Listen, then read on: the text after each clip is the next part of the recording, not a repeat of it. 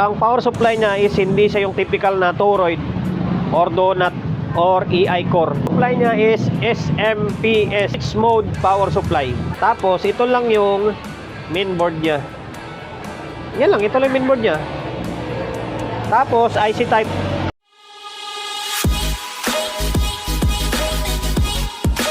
Welcome to my vlog. Yun, for today's video.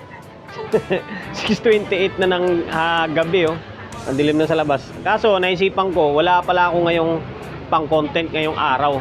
Kaya kailangan natin mag-upload araw-araw eh. Para tuwa lagi si paring Google sa atin. Ayun, unang-una sa lahat, shoutout sa may-ari nito. From Cavite. Yun, oh. Ayun na naman na lugar yung pinanggalingan ng unit na ito. Bali, pangalawang paggawa niya na to sa akin. Customer ko na rin to dati. Nagpagawa sa akin ng Ace na LX20. Kaya pa lang dinala dito sa akin to eh. Katulad yung nakaraan sa may previous vlog ko na sa LX20 na La City pa lang eh, nandito na sa sir. Ganun pa rin, maaga pa rin siya ulit dito. Ayun, bago nyo sabihin na puro tayo dakdak eh. Ito, meron siyang dinala rito sa akin na Behringer na Euro Power. At kung ano ito, amplifier. Class D na power, Class D amplifier. Class D na lang, bining yun na, power amplifier. Sige, Class D na power amplifier. Tapos Behringer na Euro Power. Ito model nyo, APQ304. Bali 300 watts. 300 siya, oh. 300 watts na 4 channel power amplifier. Yan. Medyo naluma siya dahil ito parang dikit to eh, parang packing tape. Bakat ng packing tape. Kung sakali magiging pangatlong technician tayo. Mali nakadalawang technician na yung sumubok dito na hindi nagawa, kaya dinala ulit dito sa atin. Baka sakali daw magawa natin. Yan. Kaya tinanggal ko na yung takip, oh. So ngayon, dahil wala nga akong pang content, bago natin i-repair to, i-review muna natin siyempre. Para kahit may pang ads tayo. Mukha niya, typical na mukha, oh. Yan, sa mga Class D lover dyan, comment ka kayo sa may comment section kung ano yung kinaibahan ng Class D. Bukod dun sa may bigat, sa in terms ba sa tunog, mas malinaw ba yung tunog ng Class D against sa Class AB, Class H? O alin ba mas matibay? Class A, Class AB, Class H, or itong Class D? Yan.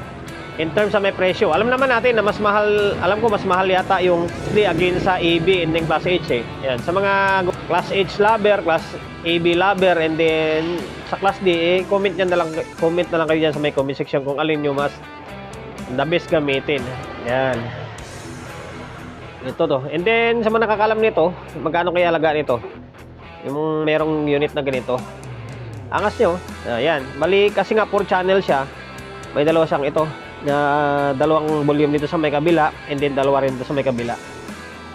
Ang simple lang yung tingnan, no? Medyo naging gusgusin lang siya dahil sa dumi. Tapos 1 RU ba to? Ito ang kapal, 2 RU ito eh. Siguro 1 RU. Yan, kaya binuksan ko na ito kasi chinik up ko na eh bago nila ni sir. Yung itching tinanggal ko. Yan. Review tayo eh. Saka na natin sabihin yan. Dahil nga Class D ito, hindi pa nakakita ng Class D, ng laman loob ng Class D, ganito lang yan.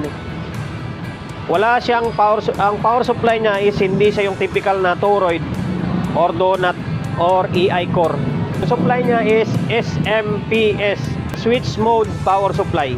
Yan yung supply niya, SMPS, switch mode power supply. Yung mga Class D is magagaan. Wala siyang transformer na EI core or toroid. Yan, ganyan siya. Kaya once na nasira yan, marami umiiyak. Iyak yung may-ari, iyak yung technician kasi medyo mahirap siya gawin, and then mahal lang pagpagawa.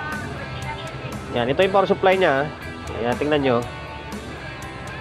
Yan. Tapos ito lang yung mainboard niya. Yan lang, ito lang yung mainboard niya. Tapos IC type. Kadalasan sa Class D is IC type. Meron namang Class D na transistorize eh. Meron din naman yun sa Yamaha. Nakita ko yung Yamaha na P5 yata yun. Kwan din eh, transistorized din. Pero yung Class D lang yung power supply niya. Ito, IC type ito. Yun, yung dalawa. Dalawa lang kasi ito, naka-stereo ito. Naka-stereo ito, naka-stereo ito. Ganyan lang siya kalaki. Ito lang laman loob niya. Yan. Sa mga hindi pa nakakita, ito lang. Sa mga meron na gamit ito, hindi nakakita na, basic na lang sa kanila ito. Ito para lang sa hindi pa nakakita ng laman loob ng Class D. Yan. Tapos meron siyang dalawang fan. Yung fan niya is maliliit. Kasi nga, pang tuwaryo lang ito. Tapos ito yung back panel niya. Pakita ko muna sa inyo bago pasilip sa inyo yung issue niya. Yan. O, yan o. Tingnan nyo, Behringer. Sana hindi tayo makapirate dyan. Yan. Tagging ko lang. Yan o. Yan, Behringer Europower EPQ34. Conceived and designed by Behringer Company. Behringer Germany. Germany pala yung prangkisa nito. Tapos manufactured by Nachi. Yan o. Yan. Kita nyo na. Tapos naka 220 siya. Yan o, 220 o. Focus ka. Yan, naka 220. Tapos yung output niya is yan o. Apat na out na speak on. Kasi nga 4 channel siya. Angas, di ba? Ito kalaki apat yung out. Tapos ito sa may input out, sa mga input na niya. Yan, 4 3 2 1 kasi nga apat na channel. Magiging mono yan. Ito gawin mo tong 3 4, i-bridge mo, magiging dalawang channel na lang siya.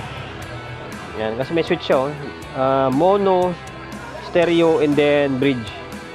Angas talaga ako, na-miss talaga ako sa mga itong klaseng unit. Napakaliit lang niya pero 6.6 sa tunog, and then 6.6 din sa presyo.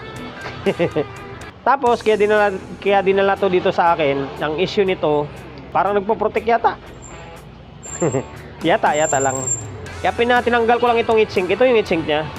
Yan, tinanggal ko lang, pinakita ko lang kay sir. Sabi ko sa kanya, kadalasan ng sira ng Class D is IC. Yan, IC. Maaring alin sa dalawa dyan, or talagang dalawa sila sira. Yan, ito lang yan. Kailangan pa rin na i-troubleshoot. Ngayon, ipapakita ko sa inyo. I-plug in natin. Pahabol lang ng vlog to para may pang-content lang ako sa araw-araw. Kasi minsan nakakamiss tayo. Amin natin gawain, mga mahirap. Ito nga, concert na kit na to, hindi ko pa rin mapatino. Yung isang channel, di pa patino-tino. Yan o, naka-plug in na, naka-bulb ako para safety. Yan, may power naman siya o.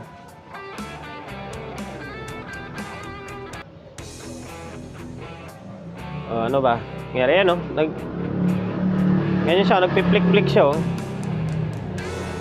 Yan. Hindi ko kasi alam kung alin yung protect nito. Wala siyang indicator na ito kasi. Tagalan ko ng flashlight nga. Ayan. Madilim naman. Kailangan ulit. Madilim bago walang flashlight din. Wala kasi siyang nakasukpan dito kung alin yung protect, alin yung clip. Parang signal lang siya eh. Ganyan lang siya, nagpaplakwit-pakwit. Ulitin natin. Ayan. Buhay na kablo. Ganyan lang siya, kulit-ulit Yan, off natin para hindi na lang matuluyan. So ngayon, nabaklas na nga ng iba to. Hindi nila makatanggal yung clip, inatak lang. Nahirapan pa nga tuloy ako maghanap dyan kung alin yung positive, alin yung negative dyan Ang supply niyan is 25 volts lang, DC Kasi naka-range ako ng 250, hanggang dito lang siya, hindi 25 lang. Kasi ang capacitor na nakalagay dyan is 35 volts lang. Yan, 35 volts na 2,200. Ito malamang napalitan nito. Ito hindi ito. Ito yung original niya. Tama lang na yung voltahe dyan is 25 volts. Negative 25, positive 25. Hirapan pa tuloy ako mag-bye-bye. Ito yung pinaka main supply niya Tapos ano ba, sa mga master dyan or sa mga kapwa ko technician na nakapag-trouble na nito, pwede tayo makahingi ng ideya kung ano yung kadalasang issue nito. Pag ganitong trouble ba sir, mga master dyan, ano bang trouble nito? Pag ganito, ayan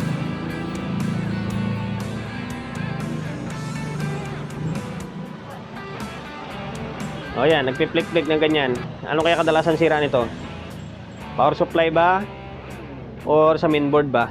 Ayan, comment nga kayo sa may comment section. Ayun lang guys, ay makakayanan ko ito. Sunod na vlog natin is gagawin ko ito. Kuha din naman natin ng vlog to eh. Naway kakayanin ko. Ay, mapaya tayo eh. Pangatlong technician na ako kung sakali. Yan. Para makabalik siya ng Cavite na matino siya. Guys, hanggang dito na lang yung walang kwentang vlog natin. Promotion, bago tayo magtapos, eh, siyempre, shop natin, always on the go na 24/7. Number 41, Don Julio, Gregorio Street, sa Oyo Road, sa Oyo, Quezon City. Social media pages natin, sa mga hindi pa nakapag-follow, pakipollow. Hindi siyempre pakishare ng mga walang kwentang video natin sa my Facebook, YouTube channel. Sa mga hindi pa nakapag-subscribe, pakisubscribe, like, share. Hindi siyempre pakihit ng bell button sa gilid para updated tayo sa mga susunod na video na i-upload ko. Ingat, God bless, and then peace atin lahat.